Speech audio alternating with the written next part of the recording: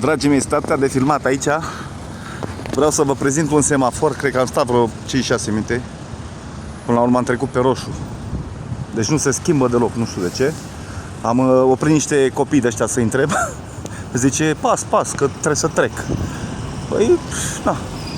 Nu știu ce fel sunt regulile pe aici. Am văzut scutere cu lumini roșii-albastre. Am crezut că sunt polițiști, de fapt erau livratori. Deci așa ceva. Cred că e cam Filipine pe aici. Nu știu de ce, dar așa am senzație. Cam așa este metropola orașului, capitala. Aici se învârt bani mulți.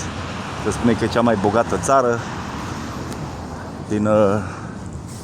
din Asia, de aici, sau Orientul Mijlociu, mai exact nu știu unde sunt. Nici nu știu unde sunt, bă, ce mai contează. Important e că am ajuns. Am călcat și pe aici. Fac niște filmulețe și rămân și astea amintire. Și mâine revin cu alte filmulețe din Asia, de acolo, de la mine de acasă, de la câmp. Așa că, virgulă coțohârelor, nu ezitați să dați și voi un like acolo, dacă aveți plăcere, dacă nu dați două, că nu mă supăr, ca să vă bombardez cu clipulețe.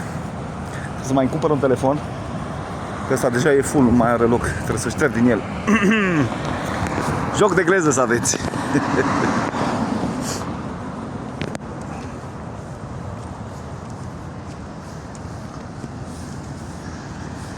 Viața de noapte. Eu sunt singurul nebun care filmează pe aici.